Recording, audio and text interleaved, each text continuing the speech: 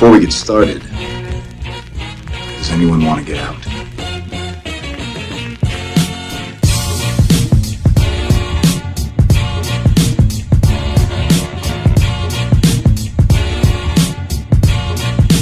Feels so funky.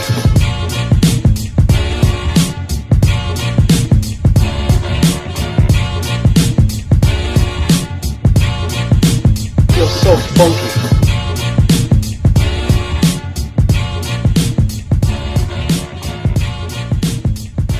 Hello everybody and welcome to Cinematic for the People. It's episode 8, it's the 20th of June 2018. I'm one of your hosts, Alan Kerr, joined by Andrew Craddock. Hello, Alan and everyone. On today's show, the main topic of discussion is going to be the movie Hereditary. Let's try that one more time. Hereditary. Yep. Man, lazy Glaswegian mouth just can't form those words. I know it's not a good one for us west of Scotland. We don't really like to hit hit consonants a lot. consonants. Yeah. What? Just kind of mumble over them. Yeah. So we watched Hereditary and some other stuff, but Hereditary is going to be our main discussion today. Yeah. Then we'll get into some news, some trailers. Have a look at what's coming out next week. I'm saying that actually. I've not checked it. Usually, Andrew, you're the one that updates the page for what's coming out next week. Yeah. And you have done. Yeah. Okay. Like, what do you take me for? Some kind of lazy lackey type. Well, I looked at it earlier on today and it was bad. I literally updated it about 5 minutes before you showed up. Cool. Well, should I ask how it's going, or are you still seething from what was happening just before we started the episode? Everything was going swimmingly this week. I lost half a stone. Congratulations, big time. Thank you. I watched a whole bunch of films, caught up with loads of friends, caught up with family, and then get like a surprise phone call from my mum about 2 seconds before we started to record to order some takeaway food for my grandparents who don't know how to use the internet. And I think must have forgotten that you can phone a takeaway restaurant to get a delivery. It's a whole spiel. I don't think they forgot. So you might as well have, like you said, maybe not have asked. I'm raging. I'm raging, man. Nah, it's all good. How about you, man? What have you been up to this week? Well, I had my official last day of college. Oh yeah, when was that? It was last Wednesday. No, well, last Friday, I guess. Okay, because last Wednesday was when we did the last recording. Correct. So a couple of days after that, and that's you graduated, or is graduation a thing at colleges? I don't even know. Like, I doubt there's any sort of ceremony, but I've been to one graduation ceremony already, and it was dull. Yeah, it's not really for you though. It's for like your family to take photos of you or whatever, isn't it? Yeah, they've got that already. Yeah, they won't care about another one either. You'll be fine. All I've done is deteriorate since then, so... You've become more decrepit. Yes. Decrepitude has set in. I'm sure you'll be good. You're getting thrown out into the real world now. How are those? I've been there before, it's not fun. Are you getting all those like Casper mattress advert offers for our Any podcast? day now. Yeah. Any day now. I should start putting these up with the hashtag Casper mattresses. Casper mattresses, yeah. Squarespace. Not a sponsor. Just so that it'll flag their attention and they'll be like, are we giving... Should we give them money? Like, yeah. But anyway, let's get into the main meat of today's episode.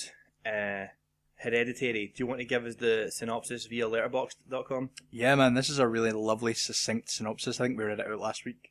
After their reclusive grandmother passes away, the Graham family tries to escape the dark fate they've inherited. It's heartening to see so many strange new faces here today. I know my mom would be very touched and probably a little suspicious. My mother was a very secretive and private woman. It's Grandma. You know you were her favorite, right? Even when you were a little baby, she wouldn't let me feed you because she needed to feed you. She was a very difficult woman, which maybe explains me. I recognize you from your mother. What? Sometimes I swear I can feel them in the room. Oh my God! What's that? And that's it. The Graham family. That's the first I've actually heard that that's their surname. I'm pretty sure they mention it in the film.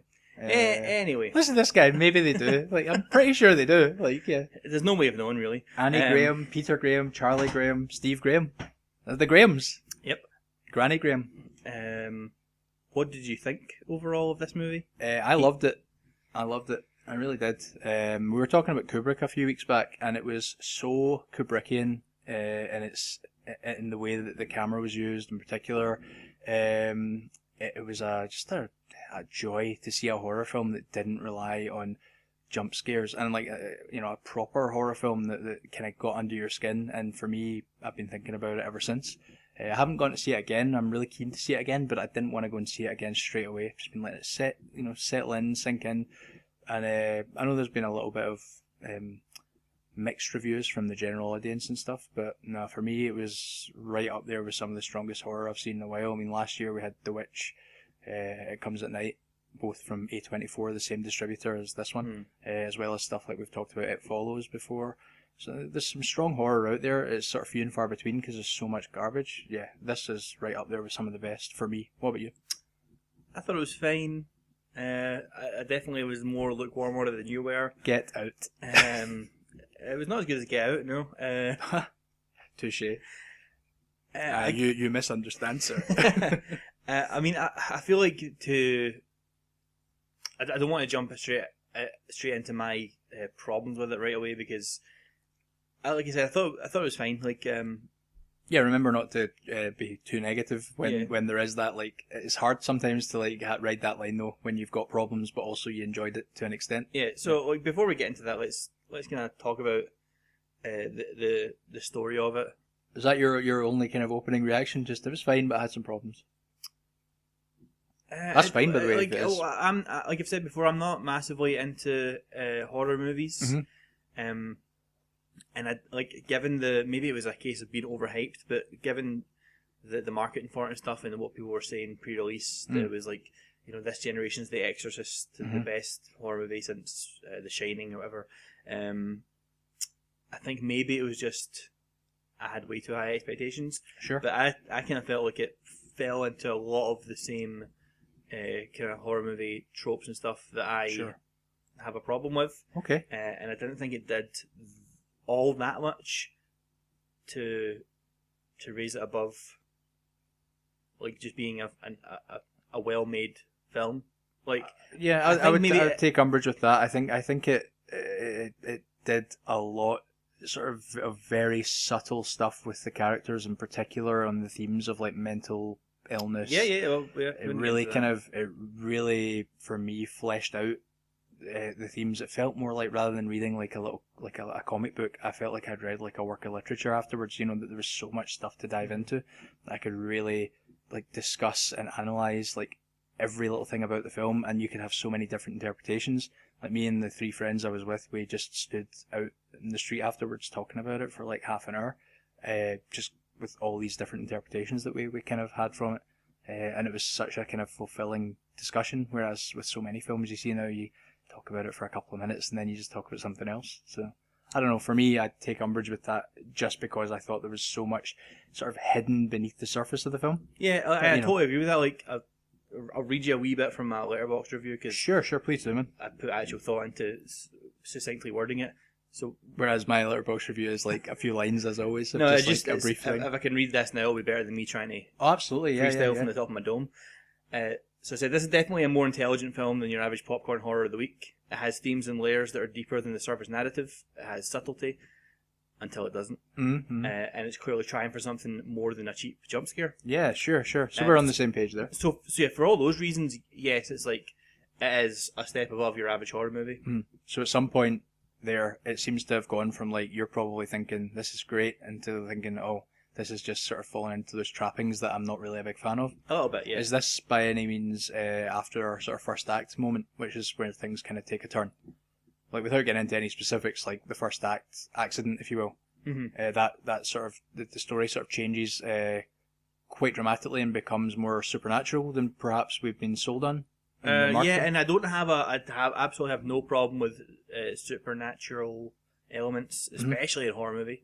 Oh, great, because I think that seems to be been a problem in the audience. And a lot of people just seemed to think they were kind of above that at one point and just started to laugh at everything. It's like, it's this kind of strange, insecure, macho sort of reaction of like. I've heard a lot of people saying that people like laughing at things in the screen. Like, it's this kind of idea of like, I'm not scared of that. Yeah. I'm not scared of anything. Me. It reminds me of like when I was probably not even a teenager, like 11 or 12, and having friends talk about The Exorcist, because at that time you've heard, oh, it's the scariest movie ever made. Yeah. And then you'd have friends who are like, I saw it and I thought it was funny. I was laughing at it. It's not scary. Yeah, it's not scary at all, honestly. And it's like, see if you could just see them sitting watching it on themselves. Like, this is the thing as well. You would, when you were a teenager, I don't know about you, but we used to have like, you know, you would have a gathering or a hangout or a house party, and we would all like sit and watch The Shining, and we'd kind of have a few drinks, and we would be like laughing at it and having fun.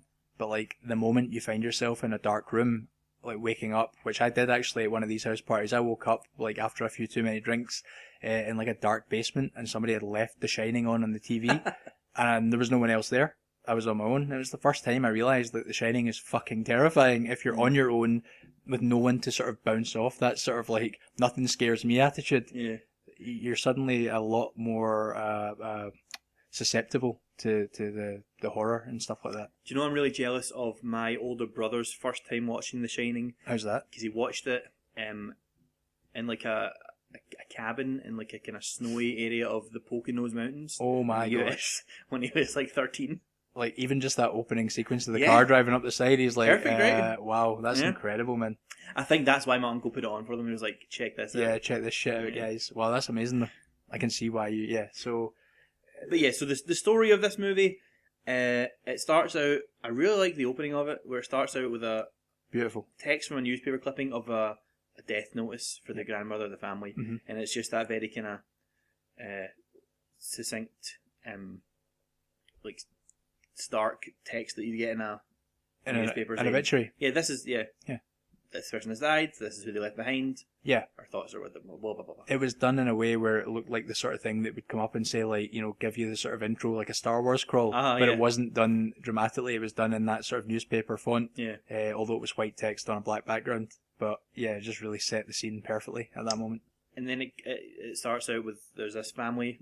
That opening shot, though, you can't gloss over that opening shot. Oh, of course, yeah. Oh my God. Like, the zoom in to the doll's house. Yeah, there's this. The mother of the family has her job is making really intricate miniature sets. Yeah, Annie is her name. Yeah, Yeah, she's played by Toni Collette. She's very good in it. yeah. And it kind of is showing you the room where all these different sets of different rooms and like it's, you know, places from her life, it would seem. And then it starts to slowly zoom into a model of her son's bedroom. And like as I was doing it, I was like, please do what I think you're about to do, and then have this seamlessly transition into Gabriel Byrne walking in, an waking up actual his son. scene, and that's exactly what it was. It was really, really well done. And then you start to fill in the story. Her mother has died, the grandmother of the family, and they're at a funeral. They have two kids, like a 13-year-old girl and I guess like a 16-year-old son. Yeah. The girl's age is sort of ambiguous as well, because she doesn't look very typical. But later on, I think they do confirm that she was 13. She was 13. Yeah. And the father of the family, Gabriel Byrne, as well. And they go to the funeral, and immediately, like, there's a sense that yes, this grandmother has died, but there was maybe mixed feelings about her. She was like, maybe Annie's not feeling as sad as she feels she should, and she says at the funeral. Her mother was very secretive. She had secret friends, secret rituals, which is a red flag. Yep. So it's immediately clear that there's something strange about this woman and this family. There's no again, just to go back to the very title of the film, Hereditary. This is your first instance of like realizing that something's not quite right with the way things have passed down from one generation to another. Yeah. There's an a very uneasy relationship there between mother and daughter. And that is played out through the whole film, like what their relationship was, why it was strained, what the grandmother's life was like, what she was into. Like, she has a kind of a weird relationship with the youngest child of the family, which we get a sense of more so when Toni Collette is in a group therapy session later in the film. Like we understand why. Yeah, and so that mystery is a big part of it. There's a lot of ambiguity, even when you kind of get more overt clues as to what's going on and stuff. It still has a lot of ambiguity to it. Yeah, which I like in films. I like trying to piece it together during and after it. Certainly, yeah. I think that worked a lot in its favour. Like that even when you think it's sort of piecing things together for you, you're never quite sure. There's that kind of unreliable narrator thing floating in the back of your head. And we talked at the start about how actually it seems like so obvious to say that like when we're celebrating a movie for having themes. Like every movie should have that. Every movie should have some sort of ideas behind it. Yeah. But this movie does that.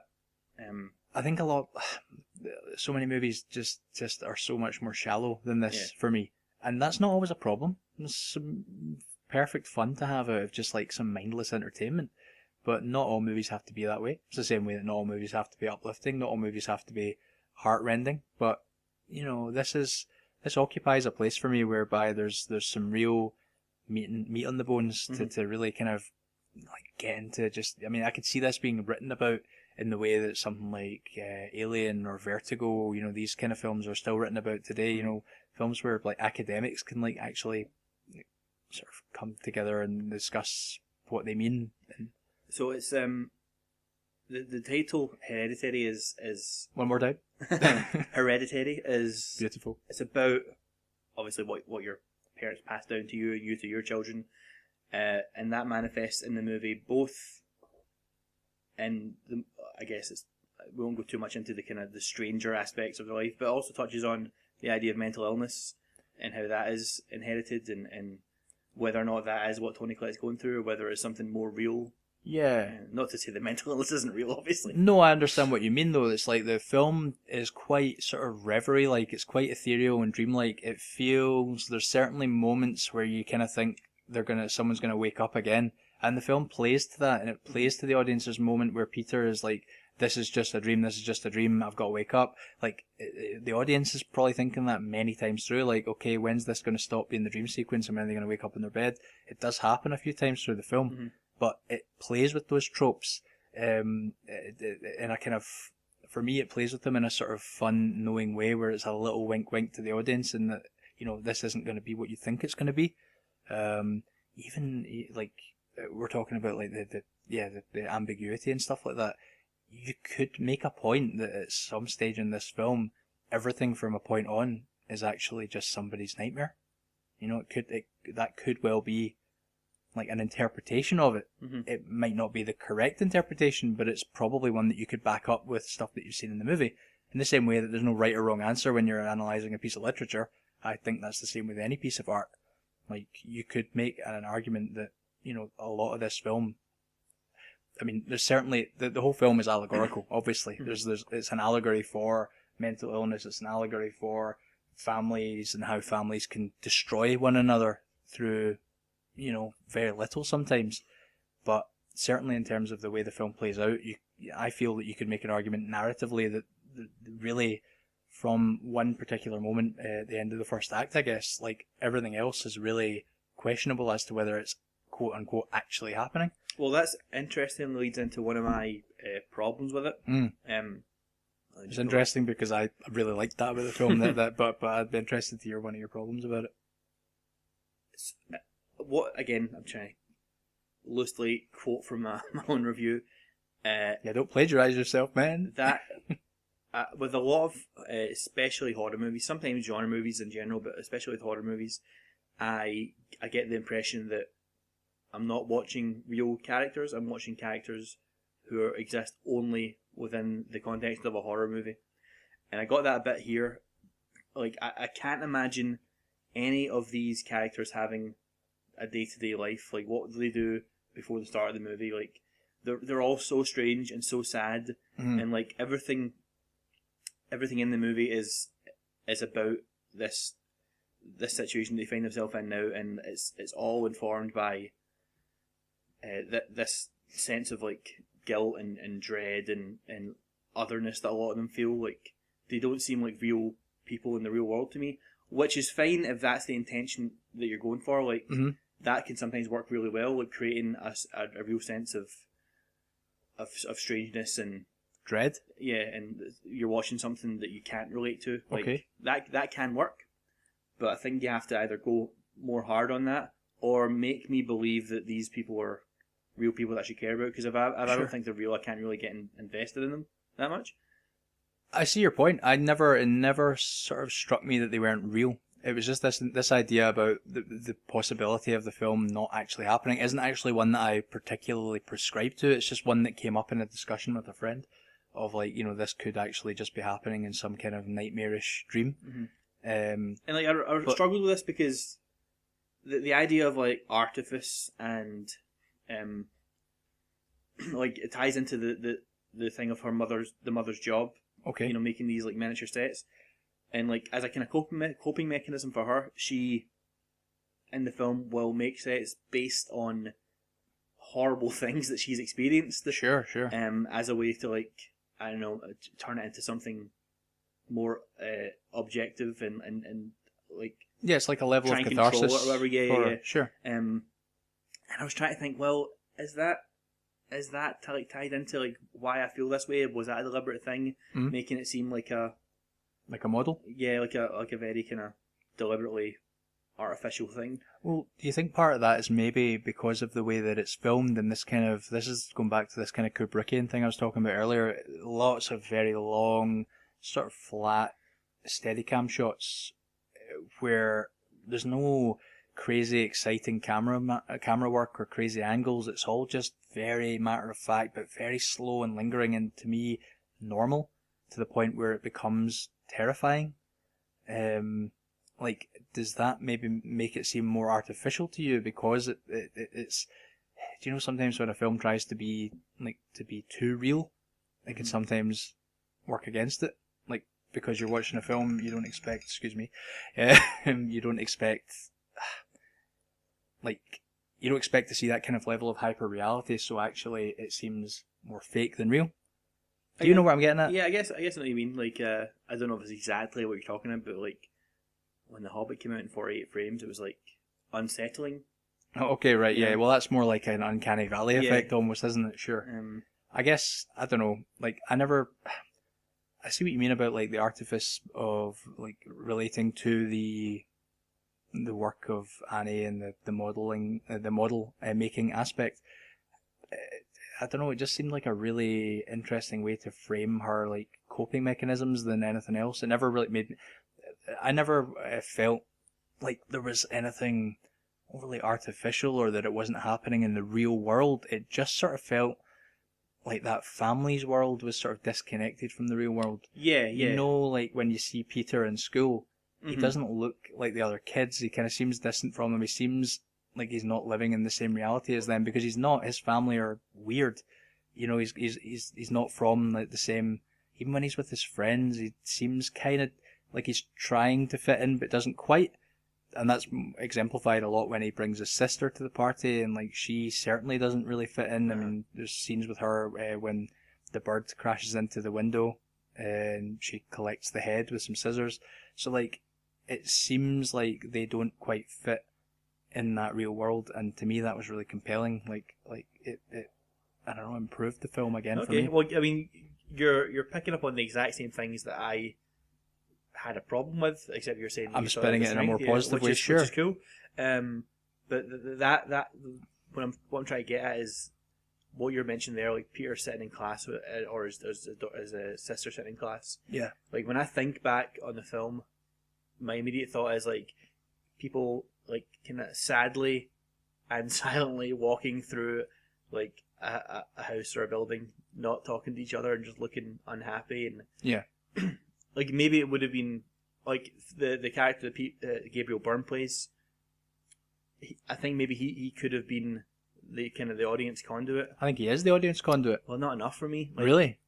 No, like he's obviously, just the dad who's kind of a bit unaware of really what's going on. He's just trying to hold it together for his family stuff and be there. Well, for he's his not wife. part of the bloodline. Yeah. So like, I feel like he should have been the surrogate for the audience. do you not think they could have taken that too far though? In that, if he's too much of the audience's surrogate, then essentially you're giving too much away to the audience, or you're not treating your audience with enough respect. Like you're sort of spoon feeding stuff too much to them. I feel like there was a subtlety to his character in that when he gets the phone call from the funeral home, for example, about the grandmother's corpse being dug up, like a few hours after the funeral, or a day after the funeral, but he doesn't say anything. He's just trying to hold everything together for the family, and it seems like he was the most realistic character in that regard. Yeah, definitely, but I would have liked to have seen him have a scene with someone other than a family member, of just him being like, oh, it's tough right now, yeah, and his mother died, and she's, Like you want to see him at his work, what he does. You see,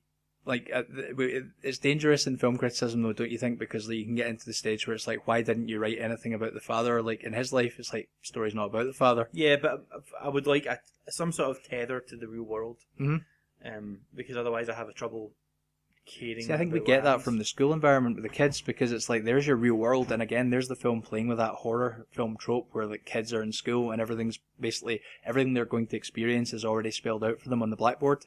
It's like the foreshadowing of the film is like what the teacher's teaching them that day in school.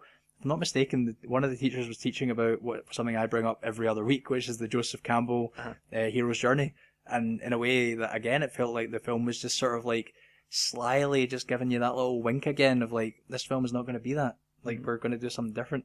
So like I feel the connection to the real world was there, but they played with it and they kind of made it their own and they twisted it around. But again, like I totally understand and get where you're coming from, and like, and I can see why that would maybe, if that was problematic to you, I can totally see why. I don't agree. Get out. The other kind of big thing that I had a problem with, like as I was watching it, I was thinking this isn't gelling with me. So there's one, but I'm not really going into specifics just yet, but there's one genuinely shocking moment that happens at kind of the end of the first act. Yeah. That like really took me by surprise, and I was like, wow. Mm. But the lead up to that, I found to be incredibly unrealistic. Oh yeah. In that the son character, who again, Peter, 16, 17 maybe. Yeah. Great actor, by the way, Alex Wolff. Really like him. He is going to a high school party where he intends to drink, get stoned. I think, he tells his mum he won't be drinking, because that's true. He won't be, he just wants to smoke weed. He's a stoner. And try and get Hook with up this with a girl. girl Yeah. that he's got a crush on. Mm-hmm, mm-hmm. And she says to take his sister. Yeah. And like, sister doesn't want to go. No. He doesn't want to take her. But you know why the mum wanted the sister to go? because she thinks she's weird. And No. She wants her to have some normality. There's a little bit that she wants the sister to speak to people. It's more selfish than that, and it's brought up later in the film, and I don't know if everyone picked up on it, but it's so that her and the husband could have like a kinky night in, and the kids weren't going to be in. When Peter comes home after the accident, you can hear them like in the bedroom together. Oh really? I didn't notice. I think there's because like I've spoken to a couple of people who hadn't picked up on that, and I'm now starting to like doubt myself. But he brings it up later. He says, "Why did you insist that she had to go with me? If she, if you hadn't done that, then everything would have been fine." So there's that horrible guilt, and it for me added so much to the character, and that the reason she wanted the daughter to go is so her and the dad could have some kind of quiet alone time, essentially. Huh. I didn't hear that or pick up on that. I just assumed that it was... Yeah, he walks past their door and you hear like a little kind of fumbling around. Because it still works either way, like, that she is I think it adds so much more though, because there's that inherent guilt of like the reason she sent her daughter away was purely selfish.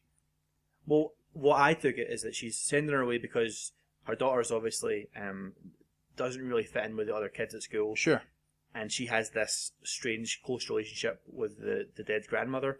Yeah. And so I took it that her mother sees something in her, like that she saw in her grandmother, that she doesn't want that life, and she's trying to force her away from that and be normal. Sure. I think you could. So look it at it that is way. selfish in that way that like she's like she hates her what her mother was so much, and she's like doesn't want her daughter to be that. And she's pushing her in the opposite direction. I think so. You could say that. I think that might be a mistaken reading of what happens. I don't think it's wrong. Mistaken wrong.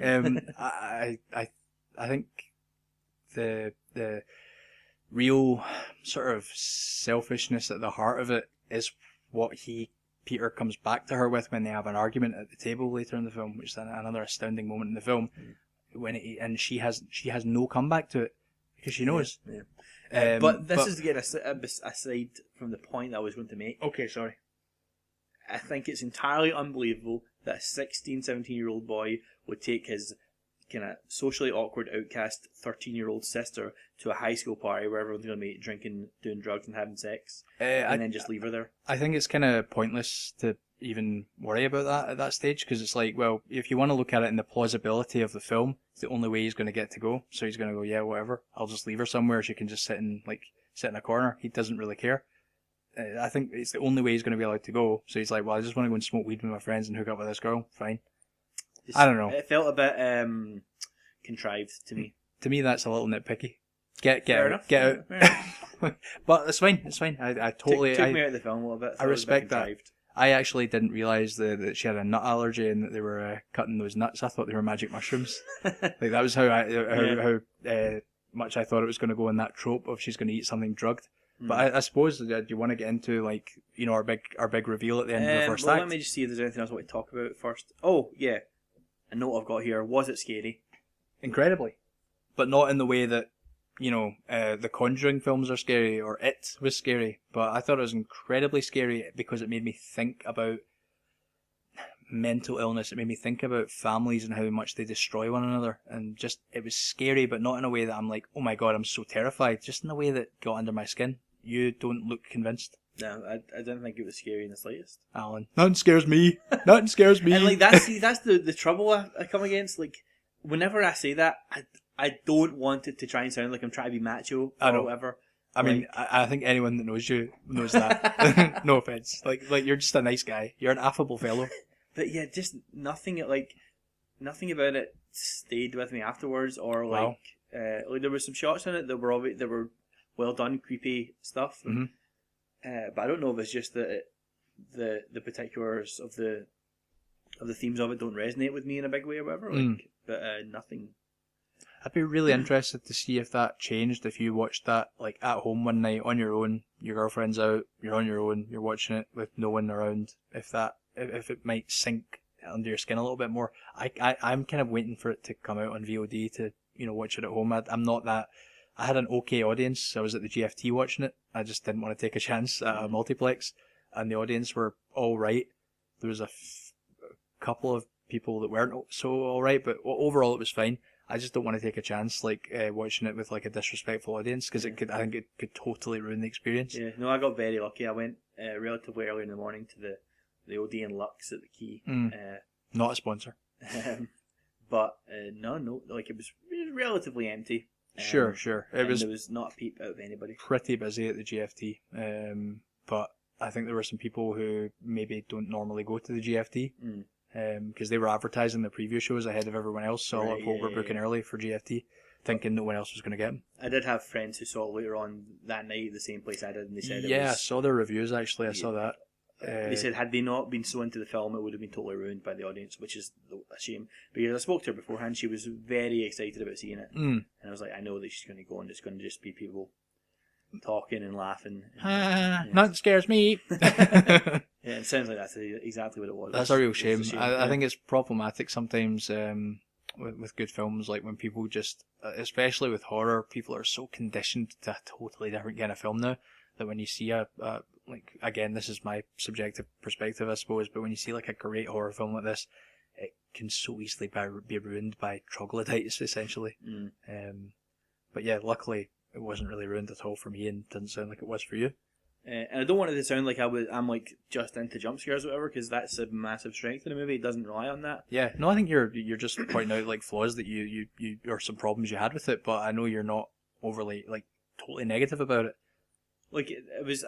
I thought it was a bit too long. It's like over 2 hours. It's quite a long movie. Okay, yeah. Interestingly, I don't remember something of over 2 hours ever flying by so quickly. It's been a while since. So it's just funny because like all of your problems for me are like, it was a strength. It was a strength. I don't mean to be contrary. It's just. And this might be another thing. Like for large portions of it, I'd say maybe the majority of the second act. Yeah. It kind of just plays out as like a sad family drama. Yeah, I guess a little. You could argue it becomes overly melancholic. I like melodrama and melancholy, and I liked that section of the film because it almost felt like a breather from the horrific finale to the first act to sort of setting up the supernatural third act. I've heard someone refer to it as misery porn. I think it might have been Jay at Red Letter Media said it comes close to that sometimes. Yeah, but for me, like that kind of tearjerker stuff, like actually made me like feel quite emotional about what was going on.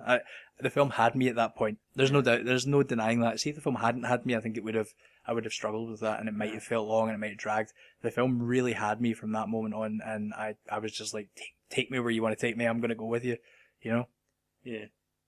I don't I don't agree. You're like, I don't know how you don't No, agree. it That's was- totally yeah. cool.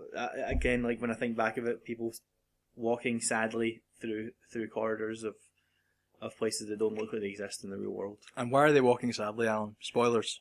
Like, do we want to talk about it? I guess. Well, yeah, but does it matter? there's a few more things. Well, we might not even get into spoilers then because Oh, no, we don't we want to will. talk about We it for will. too long. The cast, altogether, good. Awesome, yeah. Tony Collette did a great job. I think they all did. I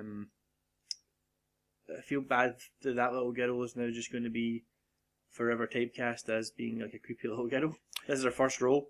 She was in Matilda on the stage recently, right, okay. so she's a good little actress, man. Really good. That sounds really patronising. Good little actress. She's a good actress. I really hope this leads to bigger and better things for her. One thing I thought was excellent about it was the sound. Yeah. The soundtrack as well, the score. Yeah, but well, that's good. But specifically for me, the sound design. There's this recurring like clicking sound that happens, exactly like that. And on more than one occasion, I like turned over and looked over my shoulder because I was so taken by surprise. Like, was that someone? Like, they used the surround sound in the cinema very well, and a little gimmicky perhaps because it's coming from like the back left of the room, but it works fine totally with worked, that kind of film. Yeah, absolutely. And the visuals as well, like you said, a lot of like very still shots. The framing's really good a lot of times. I like it when Very symmetrical. Oh yeah, it's almost like a Wes Anderson movie at times. You know? I saw that in the Red Letter Media review. They said that. Yeah. But there's times where like it'll. I like this when I filmed it. It Follows did this actually, where there's something out of focus, out of the center of the frame that your mind doesn't pick up on right away. But like then it's brought to your attention, you realize it's been there the whole time, and you're like, Sure.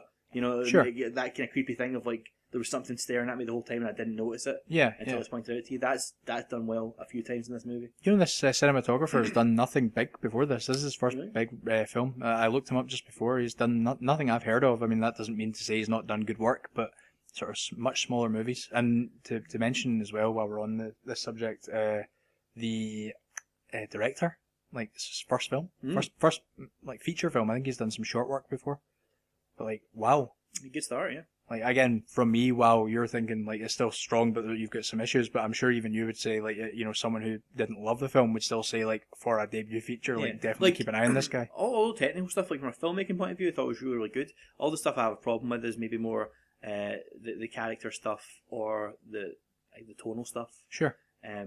Even the storyline I thought was quite gripping. And, all the thematic stuff and the ideas behind it were really good.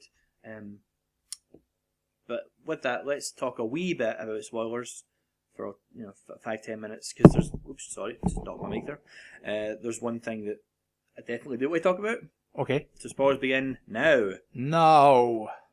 So when the little girl goes to the party, Little girl goes to the party. Charlie? Charlie goes to the party, and it's set up very deliberately earlier on. Someone says, "Is that chocolate bar got nuts in it? Because we don't have our EpiPen, can't have nuts." Yep. So immediately you as an audience are like, well, at some point she's going to eat something with nuts in it. I missed this. Like, when they were chopping those nuts, I was like, those must be magic mushrooms. I missed this. I think it was because I was telling two people to shut up.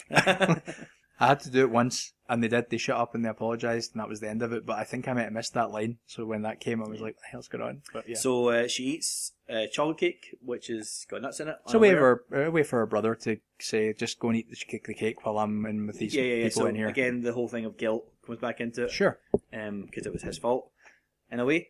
Then they're driving. He's rushing her to the hospital in the dead of night, and her throat's closing up. She's choking for breath.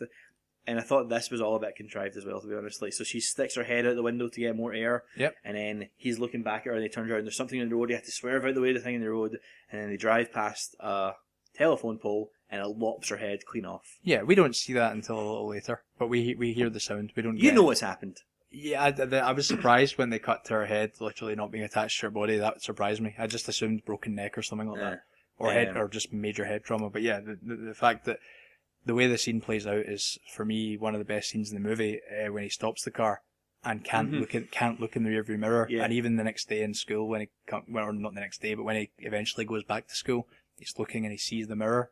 He still sees that rearview mirror and he can't look. That was a good shot. Really good cool. But for me, like the the sequence where he gets out the car and then sort of you realise later that he's actually had to pick up his sister's head, essentially, drives home and goes to bed and can't tell his parents. Yeah, he just lies there, doesn't go to sleep, he just lies in bed all night with his eyes open. Eyes away, like wide open. And then you hear the sound of his mother going in the morning, just screaming, and then it cuts to the head covered in ants. Yeah. Like, ants is a big thing as well. That's a very kind of Freudian thing, talking about like interpretation of dreams being like covered in ants. Yeah. Pretty sure Salvador Dali wanted to do that when he worked with Hitchcock on Notorious. Or was it when it was Spellbound? They worked with Salvador Dali on a dream sequence, and he wanted Ingrid Bergman's head to be cracked open like a statue, and for all these ants to come out of it. They never ended up doing it. But there's like certainly like visual. There's something you can interpret with a head being covered in ants. I'm not very well versed in psychology and stuff, but I'm sure there's a lot of psychological meaning to that. I didn't see that as him having picked up the head and brought it back. I thought he just left it there, and then the shot later was of her head. No, yeah, because she says, I saw the body and I wasn't like, I couldn't. Oh, I see. See So he's not actually moved the head. He's left the head there. Because does he even get out of the car? You see, no, I think he does get out of the car. This is the thing. I think he actually does get the head because she says I couldn't see her face. I think it's because it's covered in ants. I thought that was what to take from it.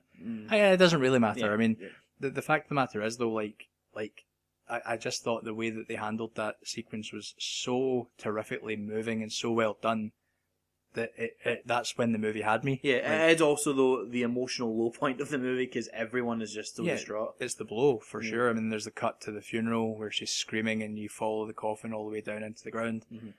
But are we going into other spoilers here? Because I mean, I wanted to bring something up, which is can I move on from that? I mean, well, that was the moment that I was like genuinely taken by surprise that they had done that. Right. Yeah.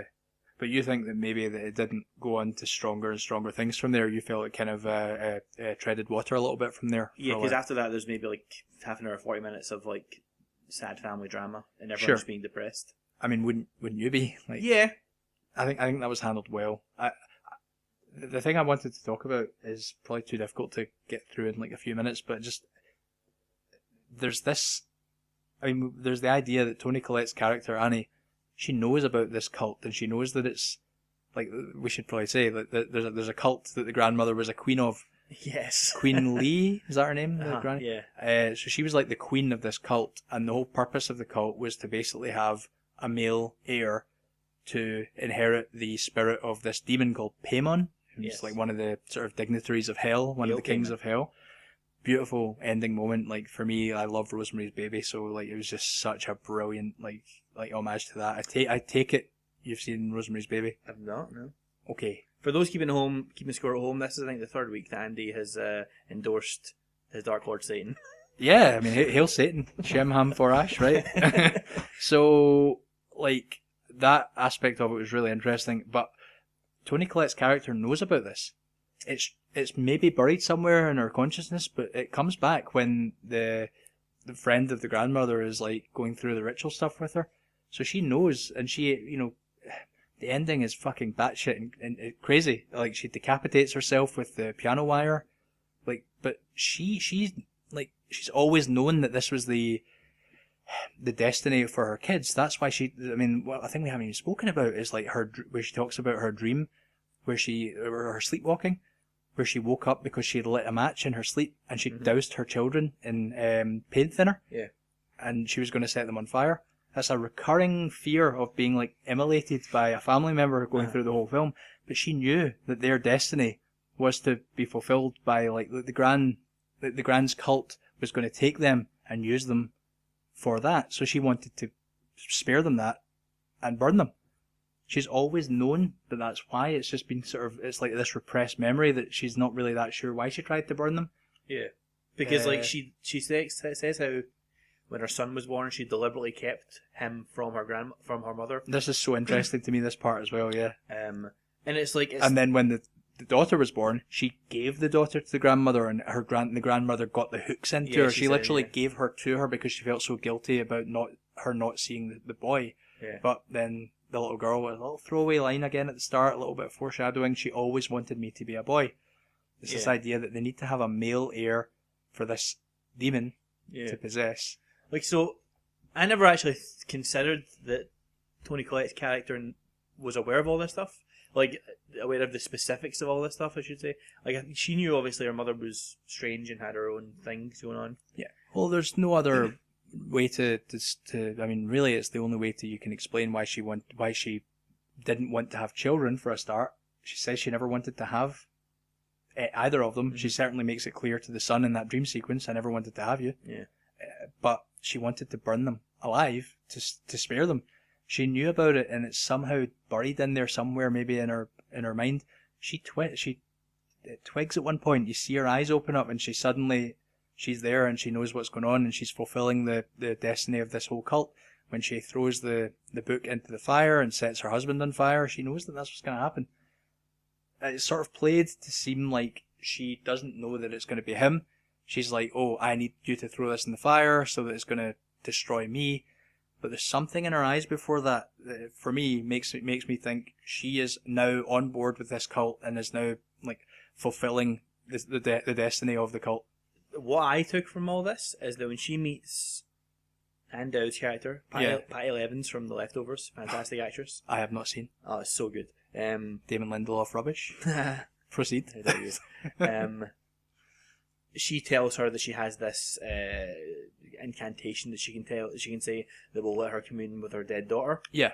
But after we find out everything that goes on, I took that to be that that's never what that is. She No. is summoning a demon that is then taking over Toni Collette's body and acting out its own will. You see that? Yeah, that's actually a very valid way to interpret it as well. Yeah, it could well be that. I think certainly it's a ritual to sort of, for me, it seemed like almost a ritual to rejig like her memory of everything she knew about like what she had to do, rather than her being possessed by this demon. But I mean, the demon is sort of shown on film as like a light. It's almost like the reflection you see from like a watch in the sunlight, which I really liked that visual because it was kind of modern and it kind of fitted in the real world. But Kind of reminded me a bit of Donnie Darko. Yeah, sure. Good comparison. But I mean, like this is the thing, man. This film is for me, is so deep. There's so many things I could have talked about just this one moment with the cult at the end for the entire hour. But you know, Well, I mean, yeah, a lot goes on in that last 5-10 minutes. Yeah, it kind of feels like pointless to really go into it too much because if anyone is listening to this, I even though we are in the kind of spoiler bit, it's like pointless to just reveal everything that happens at the end. I of the don't know. movie. Like I came away from it definitely with questions and definitely wanting to talk to someone about it. See, Sure. This is what I thought it was. Am I right? What did you think it was? Okay. Because like there's So what did you think it was, and what do you want to ask me if you're right about well, it? like it seems to me that there is some very specific rituals that have to happen to bring this demon Paimon forward and then give him a body and stuff. Yeah. And it seems to involve 3 generations of women decapitated. Yeah, right? yeah, sure. Because that's how it ends up. The grandmother is decapitated posthumously, I believe. And then, so I'm thinking, well, how much of that, like, I said it was contrived that the daughter got herself into that situation.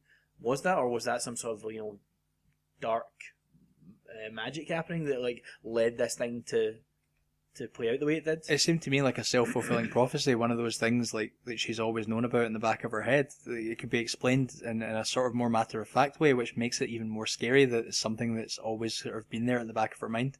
Do you know what I mean? Like a repressed memory? Yeah, I think And maybe, again, maybe I think that that works for Toni Collette's character. Sure. That could be explained that way, but I don't know about the daughter. Like, Oh no, like the Charlie, you mean? Yeah, Like, yeah. Sure. I mean, she certainly seems to kind of know more about what the grandmother's all about, and she sees a vision of the grandmother burning early in the film.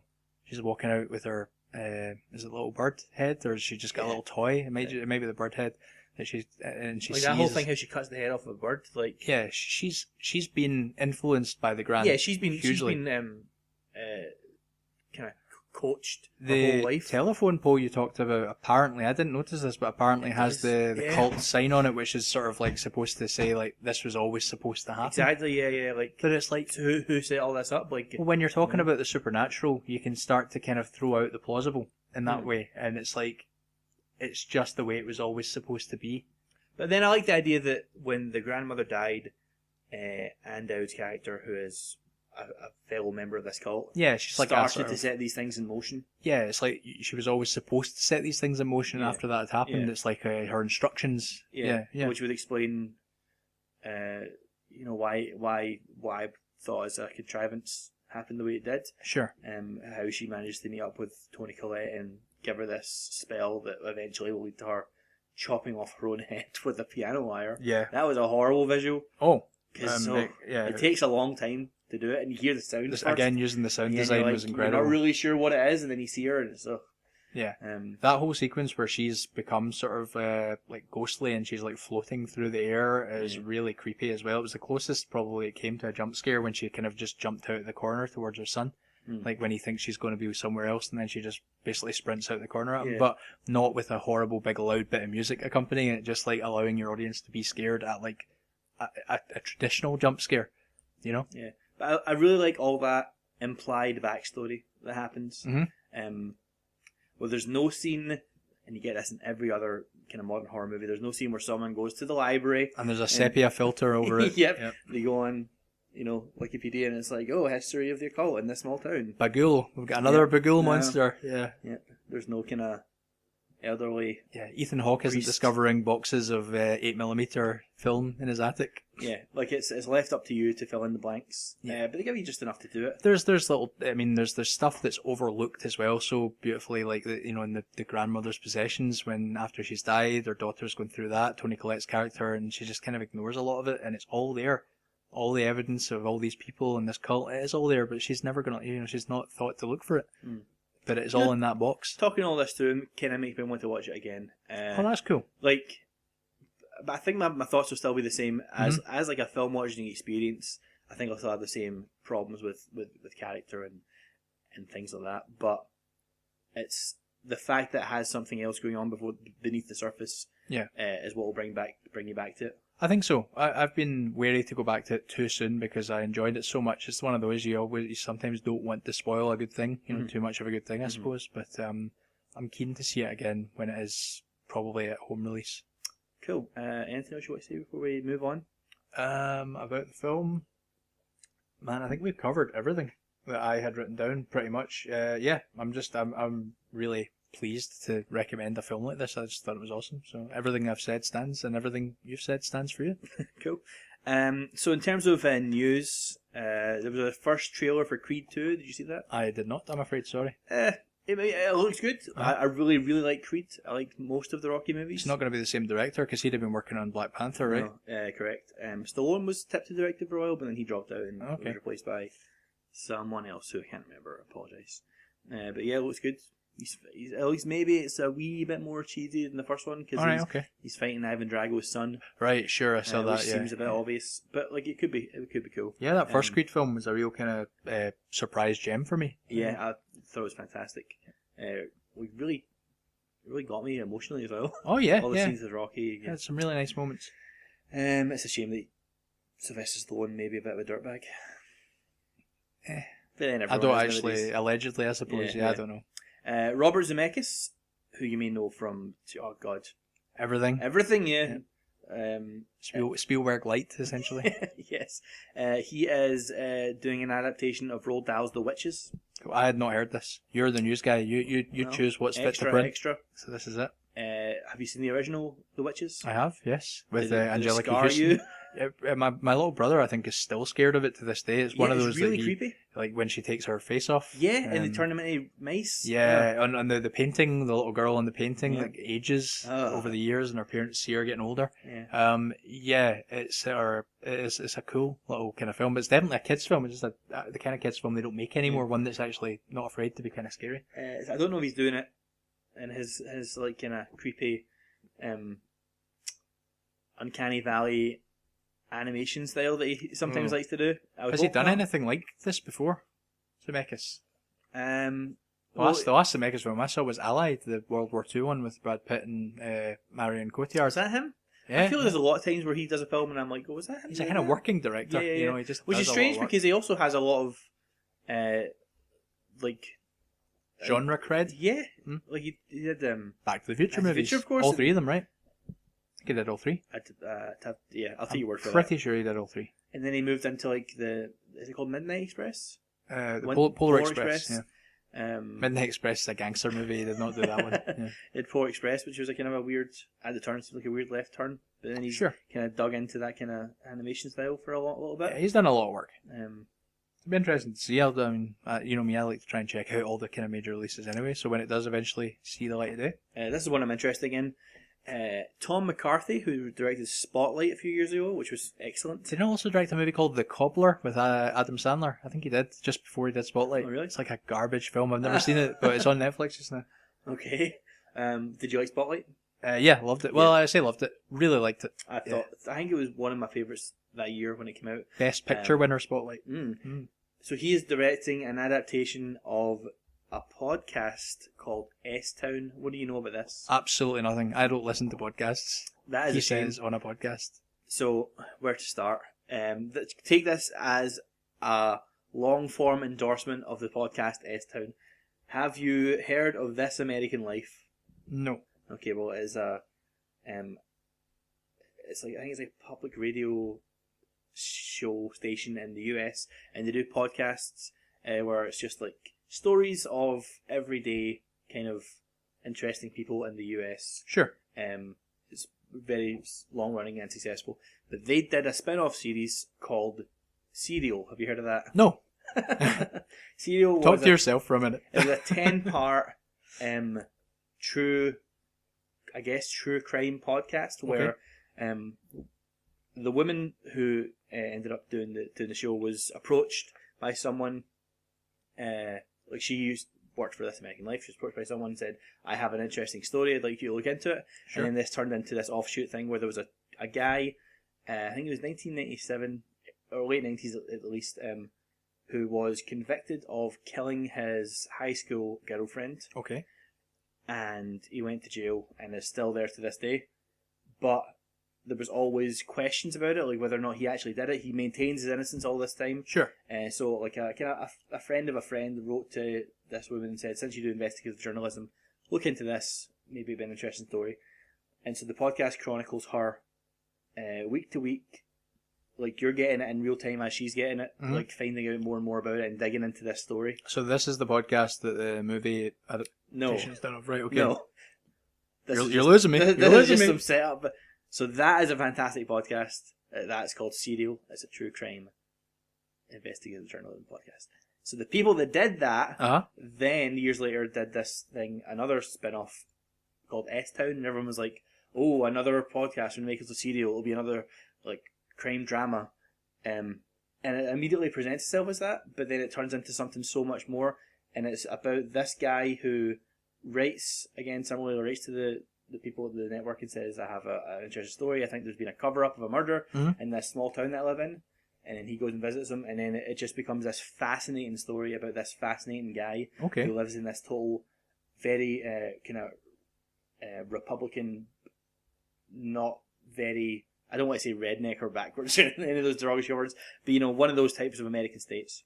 Sure. And it's Alabama, I think it is. Okay. S-Town stands for Shit Town. He calls it Shit Town, Alabama. Okay. And he's this fascinating guy who just seems like he doesn't belong where he is, and has led this incredible life. And so Tom McCarthy is going to do a film adaptation of this. How is this going to... Well, that's my question. Like, because the podcast, as a guy goes to visit him and then kind of gets to know him and stuff. So I don't know if it's going to be a film about the guy from the podcast meeting him and going through that, or if it's going to be an account of the guy's life. Okay, sure. That or whatever. But either or way, a fictionalized version of it. Either way, he's got enough cred, Tom McCarthy, after his last film. You want to check it out? But so everyone should listen to S-Town because it's a fantastic. It's 7 episodes, I think. Sure, it's a finite podcast, and a beginning, a middle, and end. Yeah. Sure. Like unlike our eternal podcast, our eternal rantings and ravings. Cool. I can't recommend it enough. Anyway, last bit of news. We talked about The Shining earlier on. Ewan McGregor is going to star in as Danny Torrance, the son of Jack Torrance from The Shining. Yep. In an adaptation. What the hell's going on? What is this? Is that your Jack Torrance impression? Yeah, at the end. It's like, Daddy! Hey! Uh-huh. I thought I did a pretty good one there. I don't know. It's when he's like out dragging his foot on the ground. It's not the best Jack Nicholson I've ever heard. All right, thanks, man. We can cut this part out. Alan's definitely leaving this bit. Usually, when you do a Jack Nicholson impression, it's it's a little bit more cool. No, but he's not cool at that stage. He's fucked. He's like. But I would love it if you were like a stand-up comic who like went on stage like, "Hi, I'm an impressionist. Here's impression number Jack one. Nicholson." Hey, Stan. Yeah. Okay. And here's Leo DiCaprio from the end of Titanic. Here's Leo DiCaprio. Hey! It's my impression of every celebrity. So, Doctor Sleep is a follow-up to The Shining, which Stephen King wrote years later. Sure. And it seems nuts. Have you read the synopsis for it? No, but I'm interested It's to like check it out. Danny Torrance becomes an alcoholic and he grows up. That's not out with the realms of possibility. Yeah, and that represses his shining ability. Okay. But then he quits the drink and his shine starts to come back.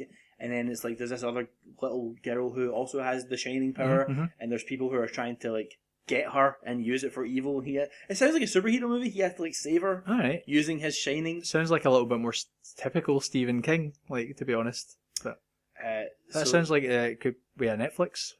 They've got a lot of good Stephen King stuff right now. What was it? Gerald's Game and 1922 both came out last year. Both brilliant. There was a bit of a Stephen King renaissance to that with it as well. And then there's the new one. Christ, what's the name of the town? That's one that's going to be on Maine? Hulu, I think. Nah, it's I know the one you're talking about. Yeah. something Lake or. Yeah, is that the one that's like J.J. Abrams is an executive producer, and Yeah, it's I like think so, yeah. it's kind of set within this town that a lot of King novels are set in, and they all kind of mix together. Begins with a C. I can't remember the name. Yeah. I can't remember either. Okay.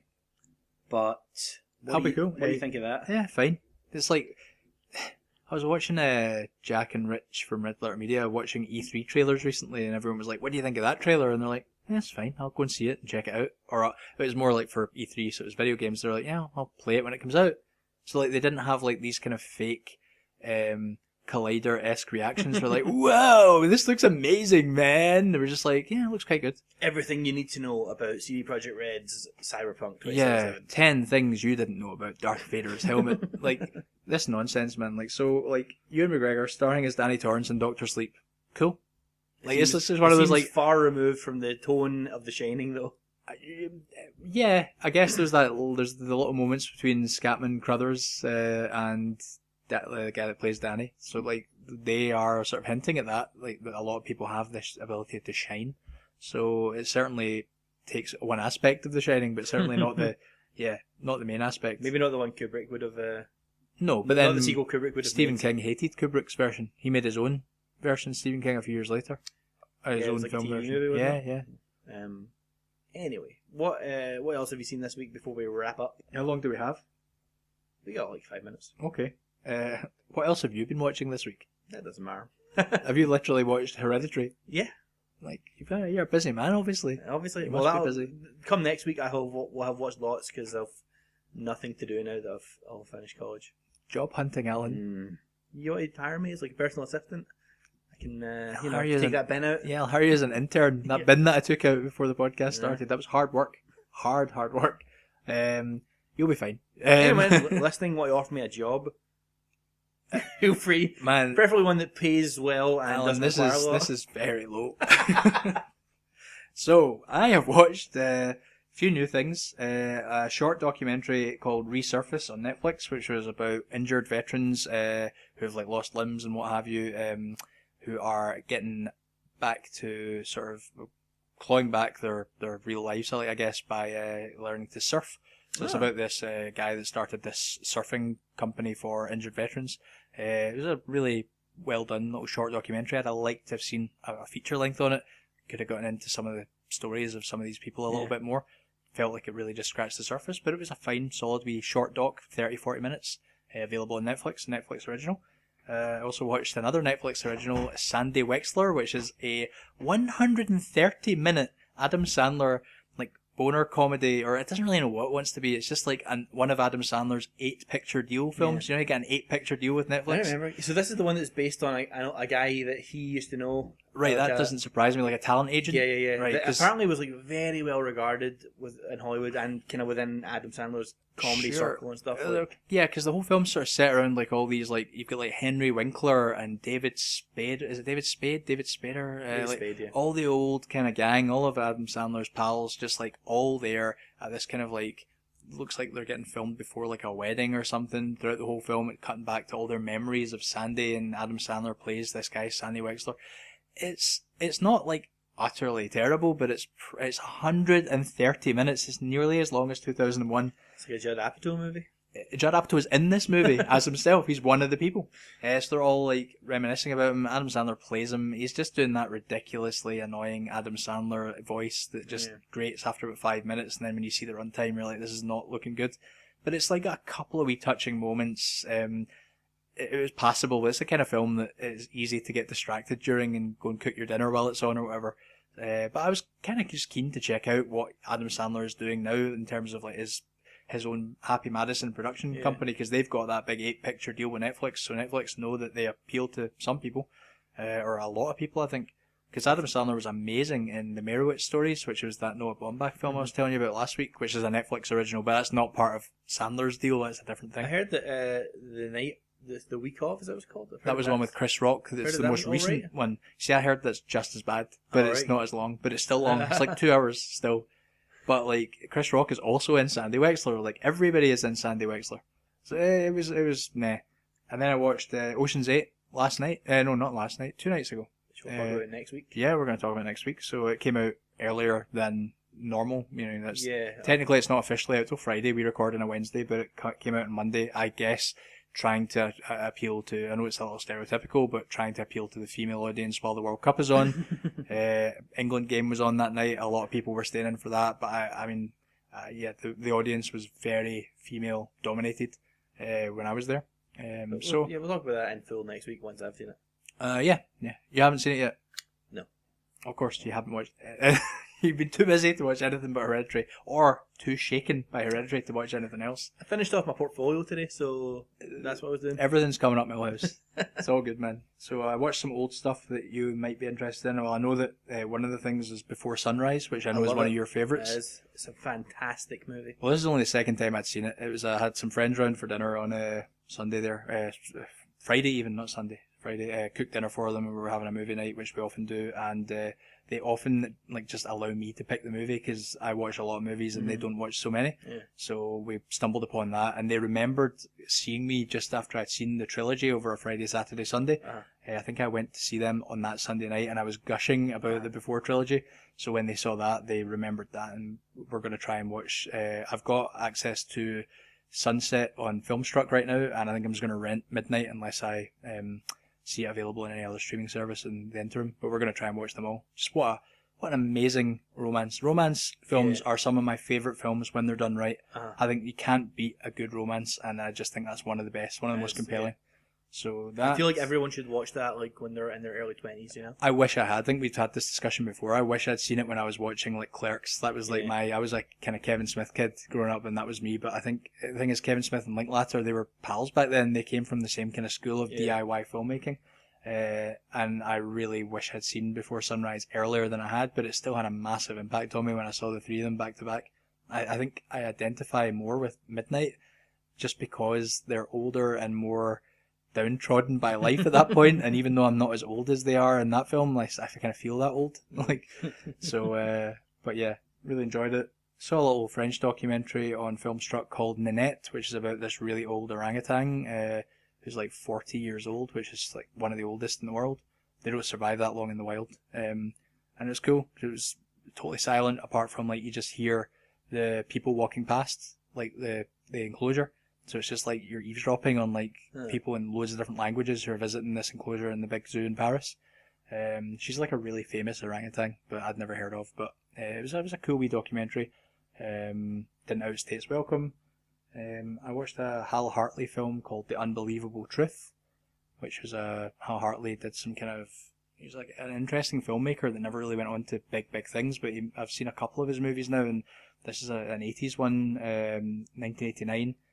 It's kind of comedy, but it's got this strange sort of little identity all of its own. I'd really recommend you check this one out. Actually, it's hard to kind of describe, but essentially it's about an ex-con who's released, and he's just trying to go back to the town that everybody knows him as an ex-con for murder, but it was an accidental killing. It was an argument with like his ex-girlfriend's father, ends up pushing him down the stairs, so everyone just thinks he's this like cold-blooded murderer, but he's like not really, or is he? It's a really weird kind of black comedy, but it's really cool, just like a solid wee 90-minute. And then finally, if we still have time, I saw an absolutely brilliant film, although it splits audiences, I believe. I've never seen a Bela Tarr film before this one. He's a Hungarian, very highly regarded Hungarian director, who did a 7-hour movie called Satan Tango a number of years ago, which is in the 1001 Movies to See Before You Die. Is that some sort of record? No, I don't think so. I think some guy was making like a month-long movie recently in Sweden. My dad actually funded that and like for like a Kickstarter, really? and got like a little print of film from the dailies. It's going to be shown in like an installation in a museum, though. It's all different. So I think Krzysztof Kozlowski did a 10-hour movie, but it was technically split into 10 1-hour episodes for TV in Poland, but they showed it at the GFT this year or last year in one 10-hour segment with intervals. Anyway, this was The Trained Horse is a couple hours, 2.5 hours, and it is like post-apocalyptic, really black and white post-apocalypse set in the 19th century. It's like a poor Hungarian farmer and his daughter, and there's this windstorm that just does not relent for the entire film. This really strong wind. Every time they go outside, the volume is like, wow, it hits you. Even when you're inside, you just hear it pounding against the walls. And their horse has just refused to stop, to work. He's just stopped working.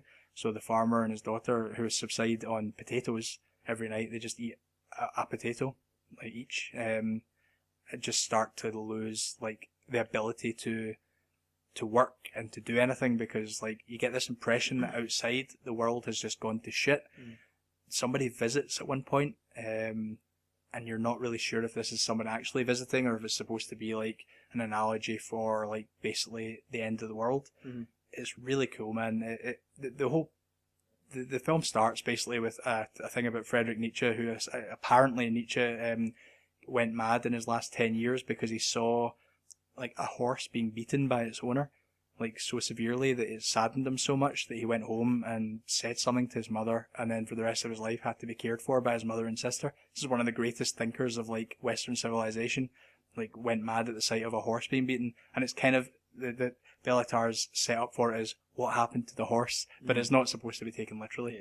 I said in my Letterboxd review for it, I think it would make a really intriguing double feature with Mad Max Fury Road, which is like a colourful, bombastic, amazing post-apocalypse movie with this much quieter, very long takes, like 10-minute takes all over the place, like just really kind of subtle but brilliant, also post-apocalypse movie. I think they would work brilliant as sort of antithetical but somehow similar movies. I don't know if I've sold you on it, but it was exceptional. Really loved it. Cool. An eclectic week for you. Yes. You know me, I try and cram them all in. So next week, out in the cinemas, probably not the GFT, because unfortunately, again, Glasgow City was ravaged by a horrendous fire. GFT's open again. Is it back open? Yeah, only closed for a day or two. That's good. Shame about the art school. Yes. That happened the night after I saw Hereditary just around the corner. Yeah, it looked pretty bad. Yeah. Arcadia is a movie that's coming out. Yeah. What's that? From the earliest days of movie making to the present day, through rare and unseen footage, we see the changing relationship the British have with their land, from images of local celebrations and festivals to agricultural practices through the seasons, village life and lost crafts. It's a kind of art house documentary. It's probably not one I'm going to be checking out. No. In the Fade, I heard a lot about this around award season. Yeah, this is, I don't know the name of the director, but it's got Dan Kruger in it. Yeah. So the Katya's life falls apart in the blink of an eye when 2 neo-Nazis kill her husband and 6-year-old son in a bomb attack. So yeah, that sounds like it could be pretty heavy going, but it's meant to be great, so interested to try and check it out. Ocean's 8, which we'll talk about next week. Yep. And something called The Happy Prince. Yeah, this is Rupert Everett's director. I want to say directorial debut. He stars in it. It's like his passion project. It's about the last days of Oscar Wilde Basically, he was imprisoned, and it's about when he came out of prison, and it's the last few years, I guess it's the last days or the last years, I'm not quite sure, but it's certainly about the last part of his life. He's going to be in Glasgow at the GFT doing a Q&A after the showing next Wednesday night, I think. But yeah, it came out in London last week, sort of reflecting the sort of on Chesil Beach release idea where you release it in London first and then the next week everywhere else gets it. That's a strange release strategy, but I don't know if it's been doing particularly well. It's kind of been getting a bit of a low-key release. Yeah. Nothing new on Netflix as far as we can see. But they don't really do a great job of advertising stuff. Yeah. Last week we only thought there was one thing coming out. I think there ended up being 3 or 4 Netflix originals. So. But in the meantime, you can get in touch with us at CinematicPod on Twitter. You can email us at cftppod@gmail.com. I don't know who emails nowadays. Twitter's probably the best way to get in touch with us. Sure. Similarly, I am at SuperDiscoBacon on Twitter and on Letterboxd, where you can see my full review of Hereditary and anything else I have watched. So Hereditary. That hurts, Andy. I know. I'm only kidding on. Watch some films, damn it. Where can people get in touch with you if they so wish? If they so wish, they can find me at the Technogoat on Twitter or just plain old Technogoat on Letterboxd, where you can see my reviews, which aren't as wonderful and in-depth as Alan's, because like I said before, where Alan spends a good time coming up with a really nicely crafted review, I'm already halfway into my next film at that point, and just like to put my thoughts down almost like a little diary to keep track of things. So, but if you're listening and you're seeing Ocean's 8, or you've already seen it, and you are also a user of Letterboxd, feel free to send us your reviews.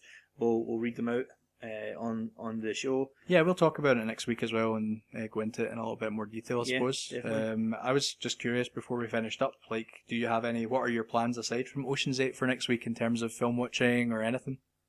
Well, like I said, I'm going to have a lot more free time, so besides looking for a job, Yep. I don't know, you mentioned E3, the kind of hot trailer was Cyberpunk 2077. That's what put me in the mood for something of that genre. So I thought about giving Mute a go on Netflix. I know it's got bad reviews and stuff, but I'd like to check Terrible it out. reviews, actually. Yeah. Similarly, Altered Carbon. I'd like to give that a go. Sure, the show series, that's on Netflix. Yeah. I've not seen Mute yet, but I'm interested to check it out as well. And Blade Runner 2049 is showing on Sky Movies at the moment as well. If you have access to that, or now TV, I suppose, Bill, you can get on that. So yeah, I feel like I may want to scratch one of those itches. You're in a bit of a sort of Blade Runner-esque sci-fi. What would you call it? Dystopian sci-fi mood. I mean, cyberpunk is the word for it. Fair enough. What about yourself?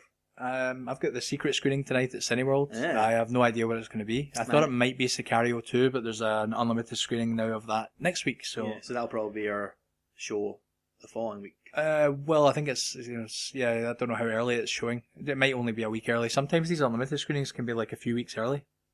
I've seen a few where it's literally 2 or 3 months before the film comes out. Yeah, I've been one or two of them before. The Revenant actually I saw way before it came out. Oh, cool. I saw Molly's Game, I think 3 months before it came out, and I didn't really care for it that much. And then when it did finally come out, I was like, I totally forgot I even saw it. I've seen 45 films since then. But I'm also going to my first ever Movies for Juniors screening on Sunday with my 2-year-old nephew. Oh, I see. He loves Moana, and I love Moana. So I was like, I am taking him along with my brother, with his dad, to see Moana at the Movies for Junior at Cineworld Silverburn. Cool. So I'm looking forward to that, because I was showing him some clips from Moana on my phone the other day, and he absolutely loves all the songs and stuff. And he wanted to see the shiny one again, which is the Jermaine Clement one. Is that right, Jermaine Clement? Mm-hmm. Yeah. So looking forward to that, and then got a movie day after that with my mate who's coming around. We're probably going to watch a couple of real serious intellectual movies like Solaris or something like that. I have an unopened Blu-ray of Solaris sitting there that I kind of want to crack open with him because he's never seen it. So the George Clooney one or the original one? No, the Tarkovsky one. Oh, Yeah. I see. Yeah, which is one of my favourite movies. It kind of goes between that and Stalker, my 2 favourite Tarkovsky movies. But isn't Stalker showing at the GFTs soon, or was it shown recently? it might be. I don't want to sit in their seats for 3 hours, to be perfectly honest, man. So you're usually so complimentary with the GFT. For a 3-hour movie, they can fuck right off. Okay, well on that note, that cheery note, join in next week for more of the same.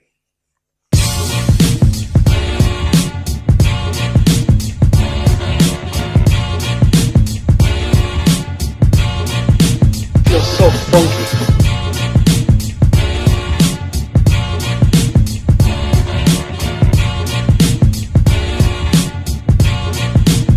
feels so funky.